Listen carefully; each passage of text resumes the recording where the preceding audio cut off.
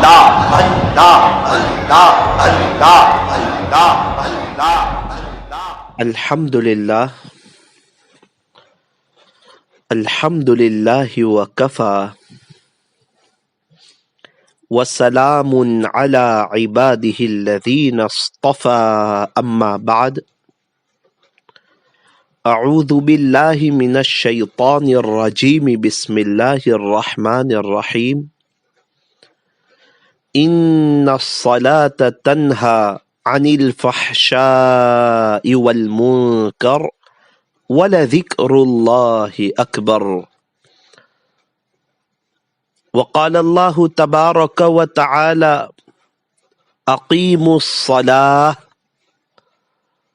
وقال اللہ تبارک وتعالی ان الصلاة كانت على المؤمنین کتابا موقوتا۔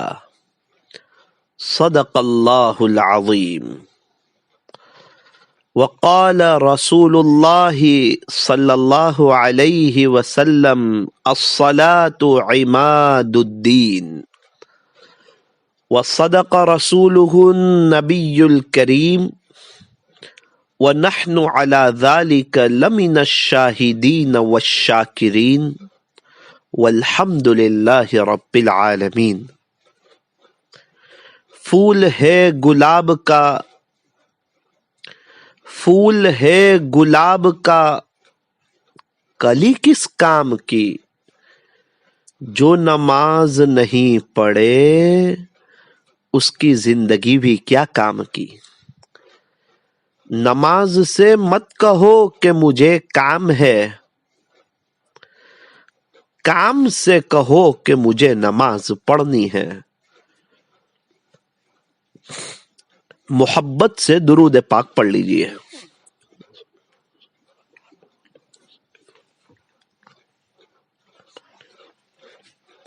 بزرگان محترم، معزز علماء کرام، عزیز نوجوانوں اور میری محترم دینی ماؤں اور بہنوں،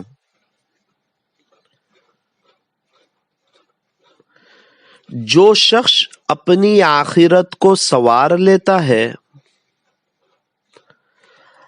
اللہ اس کی دنیا کو سنوار دیتا ہے،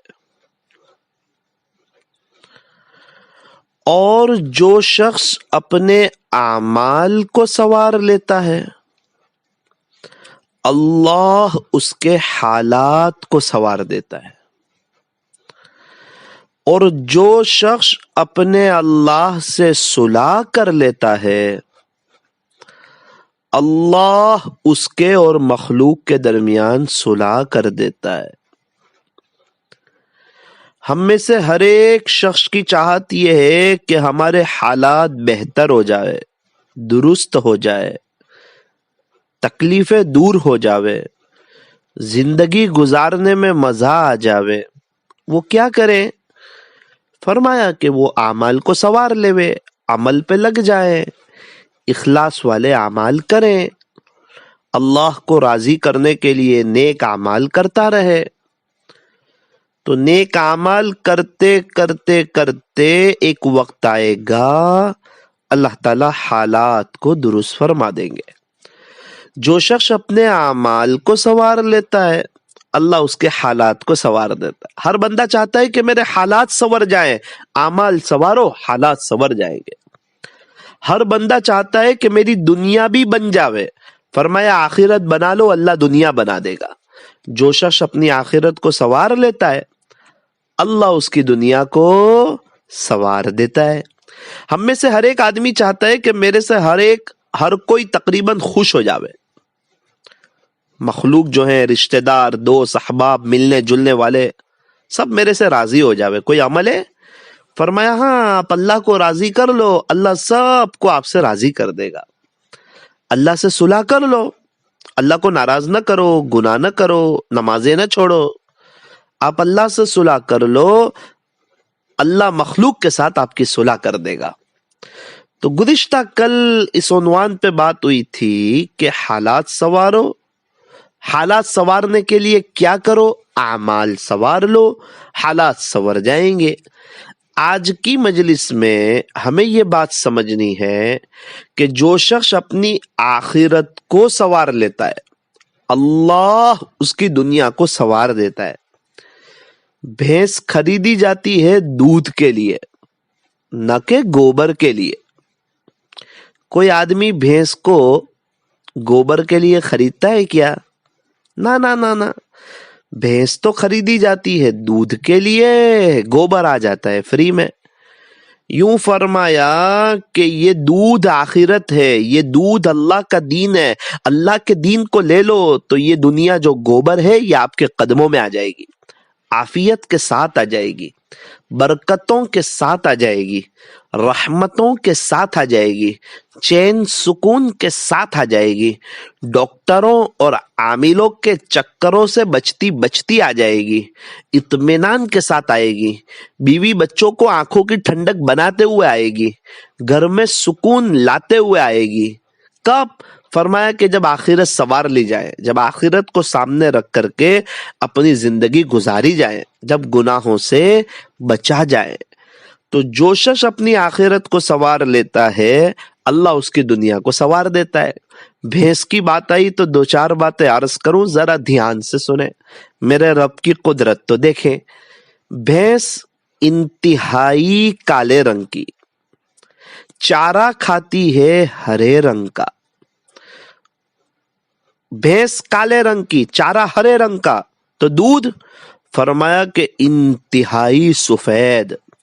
اللہ اکبر کبیرہ، کیا میرے رب کی قدرت ہے۔ بھینس ہے تو کالے رنگ کی، چارہ کھاتی ہے ہرے رنگ کا، اور دودھ دیتی ہے ایک دم سفید رنگ کا۔ یہ جہاں سے دودھ آتا ہے نا تو ایک طرف گوبر ہے دوسری طرف خون ہے، من بین فرث و دم، ایک طرف گوبر ہے دوسری طرف خون ہے، ان دونوں کے درمیان سے اتنا صاف شفاف دودھ کون نکالتا ہے جس میں گوبر کی کوئی بدبو بھی نہیں اور خون کی کوئی ملاوٹ بھی نہیں۔ یوں فرمایا کہ یہ تو میرے اللہ کی ذات ہے۔ ایک طرف گوبر ہے دوسری طرف خون ہے، گوبر بھی ناپاک ہے خون بھی ناپاک ہے، ان دونوں کے درمیان سے لبنن خالصا، اتنا صاف اور شفاف دودھ کون نکالتا ہے؟ اللہ نکالتا ہے۔ دودھ کہاں سے آتا ہے؟ اللہ کے خزانوں سے آتا ہے۔ ایک بھینس میں سے روزانہ شام کو 5 لیٹر دودھ نکلتا ہے۔ 1 لیٹر نکالا، اس کے تھن میں ابھی 4 لیٹر موجود ہے، ہاتھ لگاؤ تو دودھ نکلتا بھی ہے، لیکن اگر اس کو ذبح کر دیا جائے تو ایک قطرہ بھی اندر نہیں ہوتا۔ یہ بتاؤ آتا کہاں سے؟ کون ہے جو یہ نظام چلا رہا ہے؟ اور اللہ تعالیٰ نے پوری دنیا والوں کو دودھ سے جوڑ دیا کہ کم سے کم دودھ دیکھ کے تو مجھے پہچان لو، میرے ہو جاؤ، میری نافرمانی تو نہ کرو۔ انسان چائے پی رہا ہے تو دودھ موجود ہے، بونویٹا پی رہا ہے تو دودھ موجود ہے، انسان اگر کافی پی رہا ہے تو دودھ موجود ہے، فالودہ پی رہا ہے تو دودھ موجود ہے، آئس کریم کھا رہا ہے تو وہ دودھ سے بنا ہے، گھی دودھ سے بنا ہے، ملائی دودھ سے بنی ہے، دہی دودھ سے بنی ہے، پنیر دودھ سے بنا ہے، مکھن دودھ سے بنا ہے، آئس کریم دودھ سے بنی ہے، ملک شیک دودھ سے بنا ہے۔ اللہ تعالیٰ نے پوری دنیا والوں کو دودھ سے جوڑ دیا کہ آپ بہت سی چیزیں استعمال کر رہے ہیں، اس میں دودھ آ رہا ہے، اور اللہ تعالیٰ وہ دودھ کی برکت سے ہمیں اپنی قدرت بتا رہا ہے۔ جستجوئے یار میں کوئی رہبر ملتا نہیں، میں اس پر فدا ہوں جسے میں نے دیکھا نہیں۔ دودھ کو دیکھ کے ملائی کا، ملائی کو دیکھ کے گھی کا پتہ چلتا ہے، آسمان اور زمین کو دیکھ کے بنانے والے کا پتہ چلتا ہے۔ ایک بائک چل رہی ہے ایسے ہی نہیں چل رہی، کوئی چلا رہا ہے۔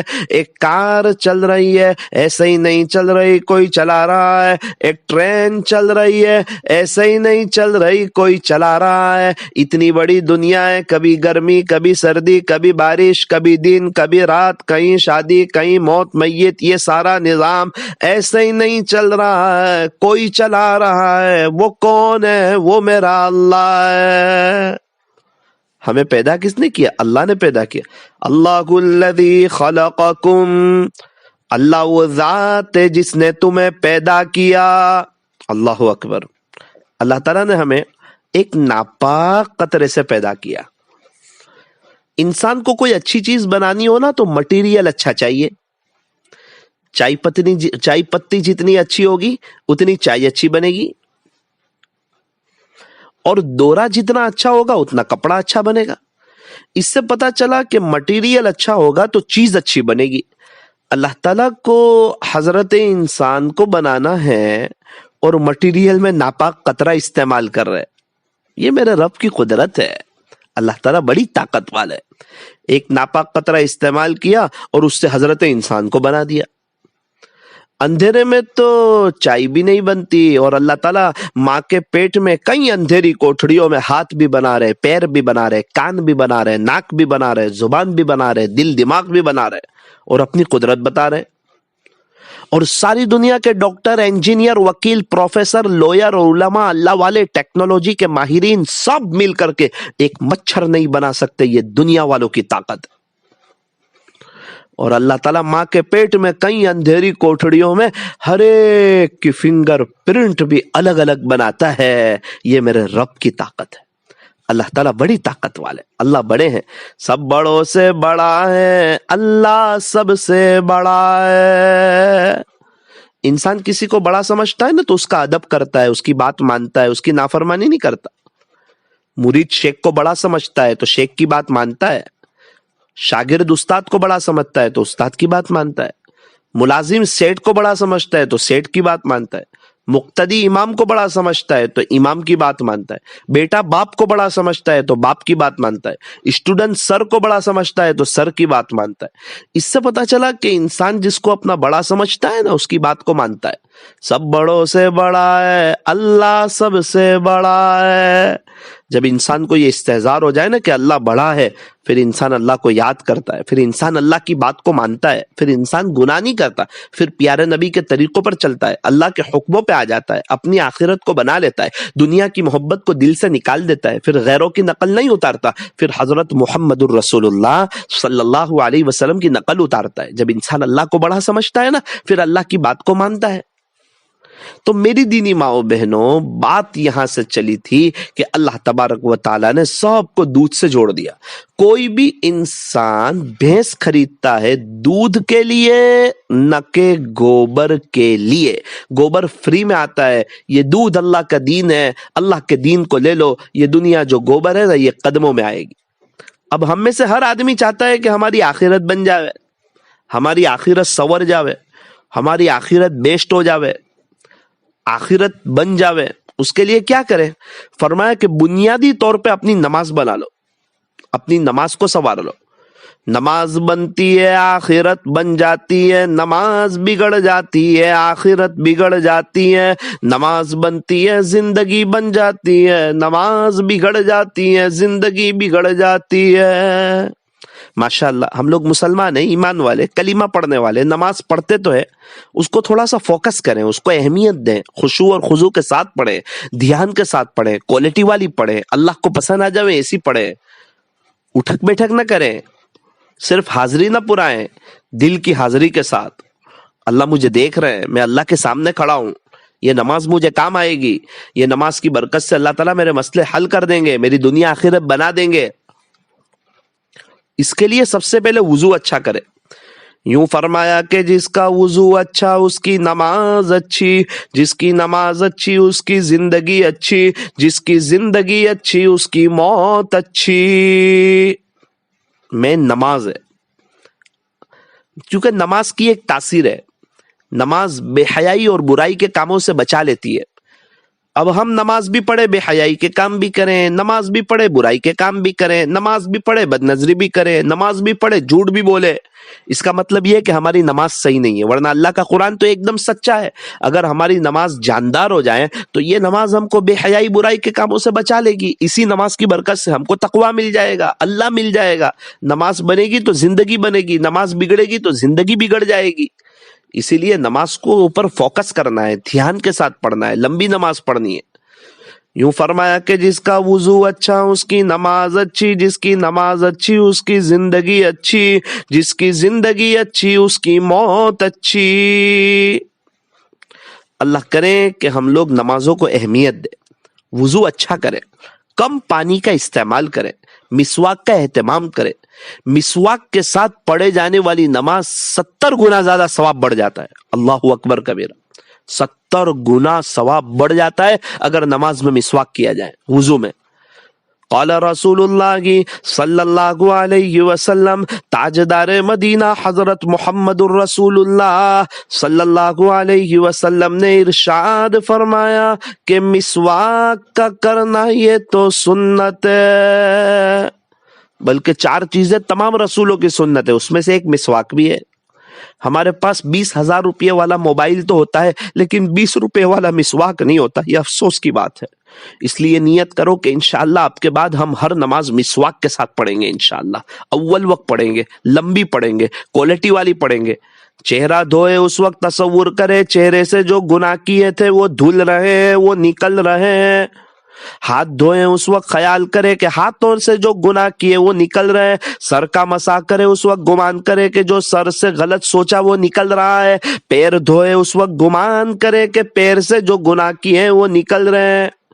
وضو کرتے ہیں نا تو وضو کے ساتھ گناہ بھی دھلتے ہیں، اس لیے امام اعظم ابو حنیفہ رحمۃ اللہ علیہ وضو کرتے تھے، ان کے آگے کوئی وضو کرتا تھا تو وضو کا پانی دیکھ کے سمجھ جاتے تھے کہ اس نے جھوٹ بولا ہے یا زنا کیا ہے۔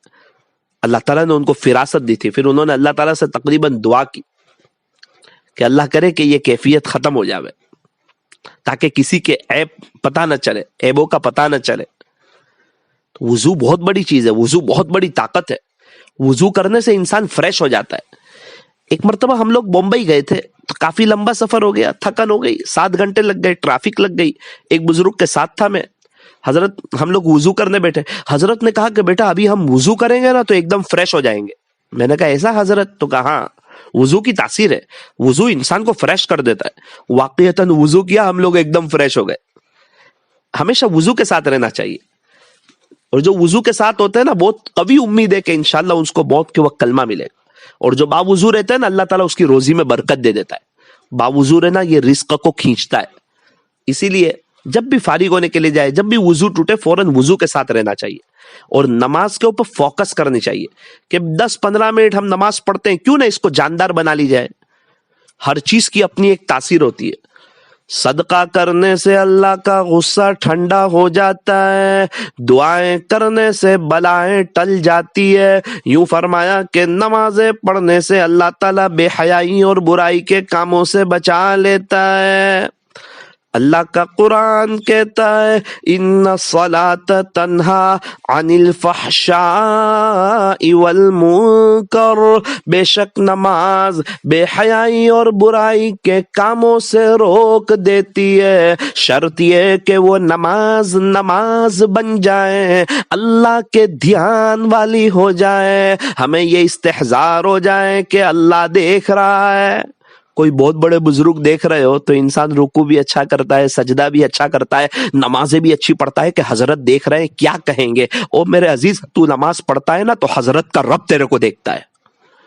اگر کوئی آپا کہے کسی عورت کو کہ آپ رکوع کریے میں آپ کا رکوع چیک کرتی ہوں، آپ سجدہ کریے میں آپ کا سجدہ کرتی ہوں، تو کیسا رکوع ہوگا اور کیسا سجدہ ہوگا؟ آپا کا رب دیکھ رہا ہے اور ہم اٹھک بیٹھک کر رہے ہیں، ہمارا دھیان نہیں نمازوں میں۔ قال رسول اللہ صلی اللہ علیہ وسلم، پیارے نبی حضرت محمد الرسول اللہ صلی اللہ علیہ وسلم نے ارشاد فرمایا الصلاۃ عماد الدین، کہ نماز یہ تو دین کا ستون ہے۔ نماز تو دین کا ستون ہے، دین کا پلڑ ہے. گھر سے ستون ہٹاؤ گھر گرے گا، دکان سے پلڑ ہٹاؤ دکان گرے گی، مسجد سے ستون ہٹاؤ مسجد گرے گا، مسجد گرے گی. یوں فرمایا اللہ کے دین سے اگر کوئی نماز کو ہٹا دے تو پورا دین ہی گر جائے گا. ہمارے نبی صلی اللہ علیہ وسلم کی آنکھوں کی ٹھنڈک تو نماز میں ہے. ساری چیزیں تو زمین پہ ملی ہے نا، حج، روزہ، زکوٰۃ. نماز کی باری آئی تو اللہ کے نبی حضرت محمد الرسول اللہ صلی اللہ علیہ وسلم کو اللہ تعالیٰ نے معراج پہ بلایا، اپنا دیدار کروایا. پیارے نبی حضرت محمد الرسول اللہ صلی اللہ علیہ وسلم حضرت ام ہانی رضی اللہ عنہا کے مکان میں آرام فرما رہے تھے. مختصراً آپ کو سناؤں مفہومی انداز میں، ذرا دھیان سے سنیں. حضرت جبرائیل امین چند فرشتوں کے ہمراہ تشریف لائے اور بڑی محبت سے ادب سے آپ کو جگایا، معراج کے سفر کی خوشخبری سنائی.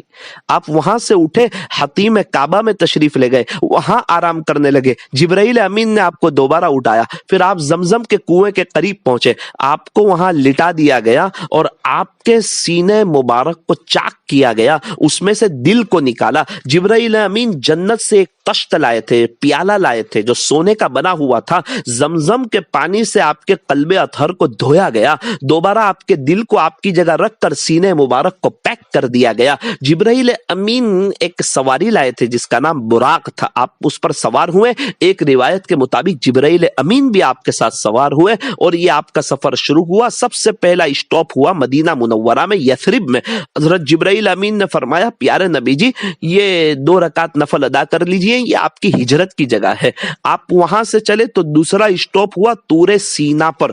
جبرائیل امین نے فرمایا کہ پیارے نبی جی یہ وہ جگہ ہے کہ یہاں حضرت موسیٰ علی نبینا وعلیہ الصلاۃ والسلام اللہ تعالیٰ سے بات چیت کیا کرتے تھے. یہاں بھی آپ 2 رکعت نفل ادا کر لیجئے. یہاں سے آپ چلے، تیسرا اسٹاپ ہوا مدین پر. جبرائیل امین نے فرمایا کہ پیارے نبی جی یہ شعیب علیہ السلام کی بستی ہے، یہاں بھی 2 رکعت نفل ادا کر لیجئے. یہاں سے آپ چلے تو چوتھا اسٹاپ ہوا بیت اللحم پر. جبرائیل امین نے فرمایا کہ پیارے نبی جی یہ حضرت عیسیٰ علیہ السلام کی جائے پیدائش ہے، یعنی برکتی جگہ ہے، یہاں بھی 2 رکعت نفل ادا کر لیجئے. اور وہاں سے آپ چلے تو 5واں اسٹاپ ہوا بیت المقدس پر، مسجد اقصی. اللہ اکبر کبیرہ. سارے انبیاء موجود ہیں، ایک روایت کے مطابق آسمان کے سارے فرشتے موجود ہیں. جبرائیل امین نے آپ کو آگے کیا، آپ نے امامت کرائی. اللہ اکبر کبیرہ. سارے نبیوں کو آپ نے امامت کرائی. اللہ نے پوری دنیا کو سمجھا دیا کہ آپ امام الانبیاء ہیں، آپ نبیوں کے بھی امام ہیں. اللہ اکبر. آپ نبیوں کے بھی سردار ہیں. آپ کے طریقوں میں کامیابی ہے اور آپ سے ہٹ کر اللہ کی قسم 100% ناکامی. کتنے نوجوان ہیں وہ ہمارے نبی کے طریقوں کے خلاف زندگی گزار رہے ہیں، کتنی مستورات ہے وہ نبی کے طریقوں کے خلاف ہے. ویسٹرن کلچر میں، ماڈرن کلچر میں ہے، نیو لک میں ہے، ہیرو کرکٹروں کے طریقوں پر ہے، غیروں کے لباس میں. ہمارے چھوٹے چھوٹے معصوم بچے ان کے بال انگریزی طرز پر، غیروں کے طریقے پر، ان کا لباس غیروں کے طریقوں پر. پتہ نہیں چلتا مسلمانوں کے بچے یا کسی اور کے بچے. ہمارے کتنے نوجوان ہیں وہ آتے ہیں تو ان کو سلام کرنے کا دل نہیں کرتا، پتہ نہیں چلتا مسلمان ہے یا کافر ہے. جب وہ سلام کرتے ہیں تو پتہ چلتا ہے کہ یہ جناب بھی مسلمان ہے. اس وقت دل دکھتا ہے کہ ایک بھی غیر ہمارے نبی کی نقل نہیں اتارتا اور ہمارے بہت سے نوجوان غیروں کی نقل اتارتے. اللہ تعالی ہمیں صحیح سمجھ عطا فرمائے. ہمارے نبی کا بڑا اونچا مقام ہے. 23 سال تک روزانہ رات میں ہمارے لیے روتے رہے، ہمارے لیے تڑپتے رہے، میری امت میری امت میری امت. آج ہم کو انہی کے طریقے پسند نہیں آ رہے، انہی کا چہرہ پسند نہیں آ رہا، انہی کا لباس پسند نہیں آ رہا، ہماری مستورات کو برقع سمجھ میں نہیں آ رہا. اللہ تبارک و تعالی ہمیں صحیح سمجھ عطا فرمائے. یہ رمضان میں اللہ کرے ہماری لائف چینج ہو جائے، صرف رمضان کے لیے نہیں، اب ہمیشہ کے لیے ہم اللہ کے ہو جائے. سبحان الذی اسری بعبدہ، پاک ہے وہ ذات جو لے چلی رات رات اپنے بندے کو مسجد حرام سے مسجد اقصی تک. سبحان الذی اسری بعبدہ لیلا من المسجد الحرام الی المسجد الاقصی. اللہ تعالی ہمیں عاشق رسول بنائے. وہاں سے آپ کا آسمانوں کا سفر ہوا، پہلے آسمان پر حضرت آدم علیہ السلام سے ملاقات ہوئی، دوسرے آسمان پر حضرت عیسیٰ علیہ السلام سے ملاقات ہوئی، تیسرے آسمان پر حضرت یوسف علیہ السلام سے ملاقات ہوئی، چوتھے آسمان پر حضرت ادریس علیہ السلام سے ملاقات ہوئی، پانچویں آسمان پر حضرت ہارون علیہ السلام سے ملاقات ہوئی، چھٹے آسمان پر حضرت موسیٰ علیہ السلام سے ملاقات ہوئی، ساتویں آسمان پر حضرت ابراہیم علی نبینا وعلیہ الصلاۃ والسلام سے ملاقات ہوئی۔ پھر آپ پہنچے سدرۃ المنتہا، سدرہ کہتے بیڑی کو، منتہا کہتے بارڈر کو۔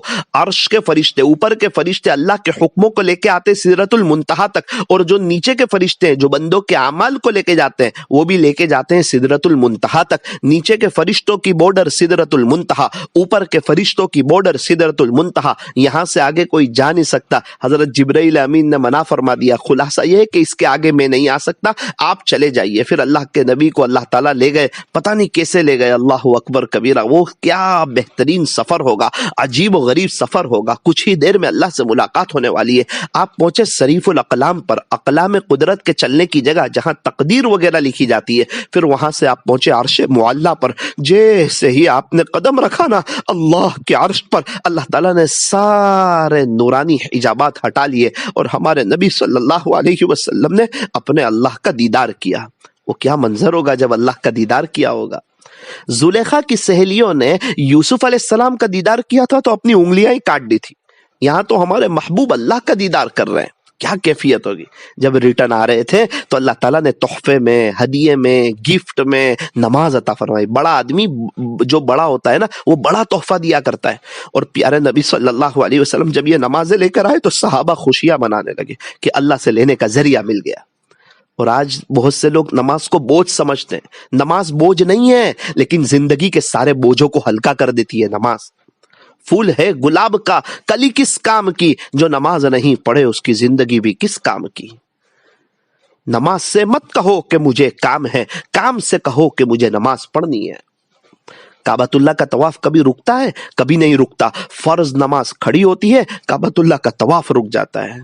نماز کی تو وہ شان ہے جو بیت اللہ شریف کے طواف کو روک دیتی ہے۔ تو اے انسان، تیرے کام کاج اور تیرے کاروبار اور تیری راتوں کی میٹھی نیند کی کیا حیثیت ہے جس کی وجہ سے تو نمازیں چھوڑ دیتا ہے؟ ایک عورت کا انتقال ہوا، نوجوان عورت، اس کو دفن کیا گیا، اس کا بھائی کی کوئی قیمتی چیز گر گئی، اس نے مشورہ کیا اور فوراً قبر کھولی تو اس نے کیا دیکھا کہ اندر آگ کے شعلے بلند ہو رہے۔ امی سے کہا کہ امی وہ بہن کو دفن کیا نا، اس کی قبر میں یہ حال ہے۔ تو ماں نے کہا ہاں بیٹا، تیری بہن نماز میں بہت سستی کرتی تھی اور کبھی کبھار نمازیں قضا کر دیتی تھی۔ میں اس کو پہلے ہی کہتی تھی کہ نماز میں سستی مت کر، نمازوں کو قضا مت کر، نماز چھوڑنے والے سے اللہ بہت ناراض ہو جاتے۔ اگر کسی کی نماز حکومت کی وجہ سے چھوٹے گی اس کا حشر فرعون کے ساتھ ہوگا، اگر کسی کی نماز وزارت کی وجہ سے چھوٹے گی اس کا حشر حامان کے ساتھ ہوگا، اگر کسی کی نماز پیسوں کی وجہ سے چھوٹے گی اس کا حشر قارون کے ساتھ ہوگا، اور اگر کسی کی نماز تجارت کی وجہ سے چھوٹے گی اس کا حشر ابی بن خلف کے ساتھ ہوگا۔ نمازوں کا اہتمام، کوالٹی والی نماز، لمبی نماز۔ نماز پڑھنے سے پہلے اپنے آپ سے کہیں کہ میں اللہ کے سامنے کھڑا ہوں، اپنے آپ کو ذرا پریپئر کرے، تیار کرے، اللہ کے سامنے کھڑا ہوں۔ تھوڑی دیر 10-15 منٹ ہے، 10-15 گھنٹے نہیں کھڑے ہونا ہے۔ اللہ کے سامنے کھڑے ہو رہے ہیں اور دنیا کو یاد کر رہے ہیں۔ جس کو جس سے محبت ہو نا وہ اس کے سامنے کھڑا ہوتا ہے تو پورا اس کو دل ہی دے دیتا ہے، اور یہ اللہ سے کیسی محبت ہے، اللہ کے سامنے کھڑے اور دل دنیا کو دے دیا ہے۔ بائک کی چابی گم ہو گئی، صبح سے دوپہر تک نہیں مل رہی، پہلی رکعت میں یاد آ جاتا ہے کہ کہاں رکھی ہے اور دوسری رکعت میں پورا اس کا ایڈریس سمجھ میں آ جاتا ہے، چابی یہاں رکھی ہے۔ ایک مرتبہ عشاء کی نماز میں بڑا مسئلہ ہو گیا، 3 رکعت ہوئی کہ 4 رکعت ہوئی، کسی کو پتہ ہی نہیں پوری مسجد میں 3 ہوئی کہ 4 ہوئی۔ امام صاحب بھی کنفیوز ہے، کوئی کہہ رہا ہے 3 ہوئی، کوئی کہہ رہا ہے 4 ہوئی۔ ایک تاجر نے کہا نماز دوہرا لو، ایک دم پکی بات ہے کہ 3 ہی ہوئی۔ آپ کو کیسے پتا چلا؟ کہا میری 4 دکانیں ہیں، عشاء کی نماز میں روزانہ 4 رکعت میں 4 دکانوں کا حساب کرتا ہوں، آج 3 ہی دکان کا حساب ہوا ہے۔ اللہ اکبر۔ اس کو پتا بھی ہے تو کیسے پتا ہے؟ دنیا کی وجہ سے، دکان کے حساب کی وجہ سے۔ اللہ والوں کو دنیا میں آخرت یاد آ جاتی تھی اور ہمیں آخرت میں دنیا یاد آ جاتی ہے۔ اب بتاؤ کہ یہ نماز بے حیائی برائی سے کیسے بچائے گی؟ بھائی انسان کی قدر کرو، لیکن انسان کی روح ہی نکل گئی تو اس کو دفن کرو۔ نماز بڑی اہم چیز ہے، لیکن نماز میں روح ہی نہیں، نماز میں دھیان ہی نہیں۔ مولانا کیا کرے؟ دھیان نہیں لگتا تو نماز پڑھنا بند کر دے۔ نہ بند تو نہ کرے، جس کی حاضری لگتی رہتی ہے نا اسی کو ایگزام میں بٹھاتے، کم سے کم حاضری تو پورا رہے کہ ہماری نماز ہو رہی ہے۔ لیکن کوشش، دعا، ہم قیام میں ہو نا، کھڑے ہوتے تو کہاں دیکھتے؟ سجدے کی جگہ پہ. اس وقت اس بات کو یاد رکھو کہ آج زمین کے اوپر ہوں، ان قریب زمین کے نیچے ہوں گا. ہم جب رکوع کرتے ہیں نا تو پیر کے انگوٹھے کی طرف دیکھتے ہیں. اس وقت اس بات کو یاد رکھو، انتقال کے وقت جو روح نکلتی ہے نا تو سب سے پہلے وہ نکلنا ہی پیر کے انگوٹھے سے شروع ہوتی ہے. تو انشاءاللہ رکوع میں دھیان لگ جائے گا. ہم سجدے میں ہو نا تو ناک کی سمت دیکھیں. اس وقت یاد رکھیں کہ انتقال کے بعد سب سے پہلے جو چیز ختم ہوتی ہے نا وہ ابھری ہوئی ہڈی ناک ختم ہوتی ہے قبر میں. اور ہم قاعدے میں بیٹھے تو گود میں دیکھیں، گود کی طرف، اور یاد رکھیں جس طرح یہ خالی گود ہے نا اس طرح خالی ہاتھ میں دنیا سے چلا جاؤں گا. نہ فیملی ساتھ آئے گی، نہ بچے ساتھ آئیں گے، نہ کاروبار ساتھ آئے گا، نہ سونا چاندی ساتھ آئے گا، نہ چیزیں ساتھ آئے گی، نہ اور کوئی چیز ساتھ آئے گی، نہ پراپرٹی ساتھ آئے گی. انسان خالی ہاتھ دنیا سے چلا جائے گا. انگلینڈ میں پاؤنڈ ڈالر چلتے ہیں، امریکہ میں ڈالر چلتے ہیں، فرانس میں یورو چلتے ہیں، دبئی میں درہم چلتے ہیں، سعودی عرب میں ریال چلتے ہیں، تو قبر میں اچھے اعمال چلتے ہیں. قبر کی کرنسی اچھے اعمال ہے. تو اصل چیز ہے نماز. یہ لمبی ہو جاوے، یہ کوالٹی والی ہو جاوے، یہ اللہ کے دھیان والی ہو جاوے. نماز کے بعد 2 منٹ ہر حال میں ہاتھ اٹھا ہی لیا جائے کہ جب مصلی پہ آئی گئے تو اللہ سے بھیک مانگ کے ہی جائیں. چھوٹا بچہ امی امی امی یہ چاہیے یہ چاہیے یہ چاہیے، کیوں؟ ماں کے قریب ہے وہ. جب انسان ہر چھوٹی بڑی بات اللہ سے کہنا شروع کر دیتا ہے اس کا مطلب یہ ہے کہ وہ اللہ کے قریب ہے، اس کا اللہ کے ساتھ ایک تعلق ہے. اس لیے میرے عزیزو، میری دینی ماؤں بہنوں، رمضان کا مہینہ چل رہا ہے، ہم نمازیں پڑھ رہے ہیں اس کو دھیان والی پڑھے. اپنی ہر دعا میں لے لے کہ اللہ میں خشوع اور خضوع کے ساتھ نماز پڑھنا چاہتا ہوں، آپ کے دھیان والی نماز پڑھنا چاہتا ہوں، آپ جیسی چاہتے نا ایسی نماز پڑھنا چاہتا ہوں، لمبی کوالٹی والی نماز پڑھنا چاہتا ہوں. قرآن کا پیغام ہے، اگر نماز ہو جائے گی اللہ بے حیائی برائی کے کاموں سے روک دے گا، تو پھر تقویٰ مل جائے گا. تقوی والے تو اللہ کے دوست ہیں. اب یہ بات نہیں ہے کہ ہم نماز نہیں پڑھتے، ہم تو نماز تو پڑھ رہے ہیں، بس اس کو دھیان والی پڑھ لینا. 5 وقت کی نماز، تہجد، اشراق، چاش، اوابین. نماز میں ہم کسی سے بات کرتے ہیں؟ نہیں کرتے. ہم ادب کے ساتھ کھڑے ہوتے. ہم نماز میں ہیں، وضو کے ساتھ ہے، ادب کے ساتھ کھڑے، ادھر ادھر نہیں دیکھ رہے ہیں، فون نہیں اٹھا رہے ہیں، زمزم کا پانی بھی نہیں پی رہے ہیں، کھجور بھی نہیں کھا رہے ہیں، بازو میں کتنے اللہ والے آئے ہیں تو ان سے ملاقات بھی نہیں کر رہے ہیں، کروڑوں روپے کی ڈیل ہو رہی ہو اس کے باوجود کسی کا فون نہیں اٹھاتے. کیوں؟ جو اللہ سب سے بڑا ہے نا اس اللہ کے سامنے کھڑے ہیں. لیکن عجیب حال ہے، اللہ کے سامنے کھڑے ہیں اور دل کہیں اور ہے.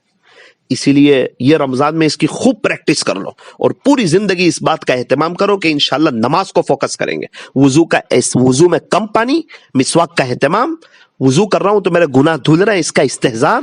اور اس کے بعد نماز، اللہ کے سامنے کھڑا ہوں، قیام، رکوع، سجدہ، قاعدہ، دھیان کے ساتھ، اور اللہ سے مانگنا اور اپنی طلب اللہ کو بتانا. اللہ کرے کہ ہم نمازوں کے اہتمام کرنے والے ہو جائیں. بہت سے لوگ رمضان میں پڑھتے ہیں، رمضان کے بعد چھوڑ دیتے ہیں. ان کی نیت ہی ہوتی ہے رمضان تک، اللہ رمضان میں توفیق دے دیتا ہے، رمضان کا چاند دیکھتے ہیں ان کی نیت ختم ہو جاتی. اس لیے نیت کرو انشاءاللہ موت تک نمازوں کا اہتمام کریں گے. اور کسی کی اگر کوئی نماز قضا ہو گئی ہو رمضان میں شروع کر دو. مولانا بہت باقی ہے قضا، کیسے کروں؟ ابھی شروع تو کر، اپنی طلب تو بتا. جو آدمی جو چیز شروع کرتا ہے نا وہ مکمل ہوتی ہے. میرے کو حافظ بننا ہے لیکن کیسے بنوں؟ ایک مرتبہ شروع تو کرو. شروع ہوگا تو 3 سال بعد آپ حافظ بھی ہوں گے. شروع ہی نہیں کریں گے تو حافظ کیسے ہوں گے؟ ایک شخص کو کار چلانی ہے، وہ سیکھنا ہی شروع نہیں کرتا تو خواب میں دیکھ کے تو دوسرے دن کار چلائے گا نہیں. سیکھنے والا ایک دن کار چلائے گا. اپنی نمازیں اتنی سب چھوٹی ہے، اس کی قضا تو کرو. اللہ تبارک و تعالی ہمیں نمازوں کو دھیان کے ساتھ پڑھنے کی توفیق عطا فرمائے. ہاتھ اٹھائیے، دعا کر لیجئے. الحمدللہ رب العالمین، صلی اللہ علی حبیبہ محمد و آلہ وسلم. لا الہ الا انت سبحانک انا کنا من الظالمین. پیارے اللہ، رحیم مولا کریم آقا، اللہ ہمارے گناہوں کو معاف فرما. آپ کے عاشقوں جیسا رمضان گزارنے کی توفیق عطا فرما. اچھا روزہ، اچھی تراویح کا ہر سجدہ مزے لے کر کے، تہجد، اشراق، چاش، اوابین، سحری اور افطاری کے وقت میں 15-15 منٹ دعائیں کرنے کی توفیق عطا فرما. زیادہ سے زیادہ قرآن شریف کی تلاوت کی توفیق عطا فرما. رب کریم ہماری نماز بنا دیجئے، ہماری نماز جاندار بنا دیجئے، خشوع اور خضوع والی بنا دیجئے، آپ کے دھیان والی بنا دیجئے. ہمارا رکوع اچھا ہو، ہمارا سجدہ اچھا ہو، ہمارا نمازوں میں دھیان ہو، آپ ہمیں دیکھ رہے ہیں اس کا استحضار ہو. ہم آپ کے سامنے کھڑے ہیں اور آپ بہت بڑے ہیں اور آپ بڑی طاقت والے ہیں، آپ بادشاہ ہیں، ہم نے آپ سے محبت کی ہے اور ہمیں آپ کے پاس آنا ہے. ہمیں قبر میں آپ ہی کام آئیں گے. زندگی آپ نے دی ہے، آپ ہی کھلا رہے ہیں، آپ ہی پلا رہے ہیں، آپ ہی سب کچھ ہے، آپ ہی سارے خزانوں کے مالک ہے. ہمارا ریموٹ کنٹرول آپ کے ہاتھ میں ہے. ہمیں عزت آپ دیں گے، ہمیں راحت آپ دیں گے، ہمیں بڑا گھر آپ دیں گے، بار بار حج عمرے آپ کرائیں گے، ہمیں خوشیاں آپ دیں گے، ہمارے گھروں میں جنتی ماحول آپ بنائیں گے.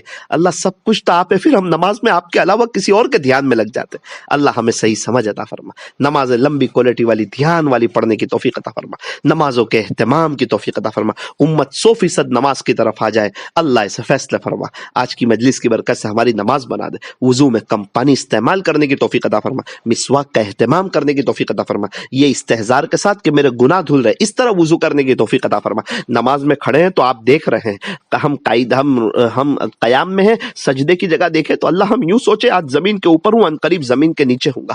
ہم رکوع میں ہوں تو یہ سوچے کہ پیر کے انگوٹھے سے روح نکلنا شروع ہوگی۔ ہم سجدے میں ہوں تو ناک کی سیم دیکھیں اور یہ سوچے کہ سب سے پہلے ناک ختم ہوگی قبر میں۔ ہم قاعدے میں ہوں تو سوچے اس طرح خالی گود ہے، خالی ہاتھ دنیا سے چلا جاؤں گا۔ پیارے اللہ ہمیں استحضار کے ساتھ کوالٹی والی لمبی آپ کو پسند آ جائیں، آپ ہم کو دیکھ کے خوش ہو جاوے، آپ راضی ہو جاوے، آپ ہماری دنیا آخرت سوار دے وے۔ اللہ ہمیں ایسی کوالٹی والی نماز پڑھنے کی توفیق عطا فرما، صحابہ جیسی نماز عطا فرما، پیارے نبی صلی اللہ علیہ وسلم جیسی نماز عطا فرما۔ اللہ ہماری نماز بنا دیجئے، ہمارے مسئلے حل فرما دیجئے۔ اللہ سنا ہے اعمال سنورتے تو حالات سنور جاتے، ہمیں اعمال سنوارنے کی توفیق عطا فرما۔ سنا ہے آخرت سنورتی ہے تو دنیا سنور جاتی ہے، اللہ ہمیں آخرت کو سنوار لینے کی توفیق عطا فرما۔ سنا ہے جو آپ سے صلح کر لیتا ہے اللہ آپ اس کے اور مخلوق کے درمیان صلح کر دیتے ہیں، اللہ ہمیں آپ سے صلح کر لینے کی توفیق عطا فرما۔ ہمارے بیٹھنے جمع ہونے کو قبول فرما، اٹھے ہوئے ہاتھوں کو قبول فرما، ہم میں سے ہر ایک کی جائز تمناؤں کو، نیک مرادوں کو پورا فرما۔ اللہ اس عاجز کی آواز جہاں جہاں جا رہی ہے، جہاں جہاں پہنچ رہی ہے، جہاں جہاں سے لوگ سن رہے ہیں، وہ سب جگہ پر اللہ برکتیں عطا فرما، وہ سب جگہوں والوں کی اللہ نماز جاندار فرما، سب جگہوں والوں کی اللہ دنیا آخرت بہتر بنا۔ اب کے بعد کے ہر رمضان فیملی کے ساتھ حرمین شریفین میں گزرے، ایسے فیصلے فرما۔ یہ رمضان میں جو غلطی کمی کوتاہی ہوئی اس کو معاف فرما، آگے ایک ایک منٹ کی قدردانی کی توفیق عطا فرما۔ ہم سب نے نیت کی ہے کہ روزانہ موت تک 1500 مرتبہ صلی اللہ علیہ وسلم پڑھیں گے، اللہ اس کے اہتمام کی توفیق عطا فرما۔ اللہ رمضان میں قرآن زیادہ پڑھ رہے ہیں، نیت کرتے کہ اب انشاءاللہ پوری زندگی رمضان جیسی بنائیں گے، پوری زندگی قرآن زیادہ پڑھیں گے، اللہ پوری زندگی قرآن شریف کی تلاوت کی توفیق عطا فرما۔ کہنے سننے میں کچھ کمی زیادتی غلطی ہو گئی ہو اپنے فضل سے معاف فرما، اس مجلس کے فیض کو تا قیامت خوب عام و تام فرما۔ صلی اللہ تعالی علی خیر خلقی محمد وآلہ واصحابہ اجمعین برحمتک یا ارحم الراحمین۔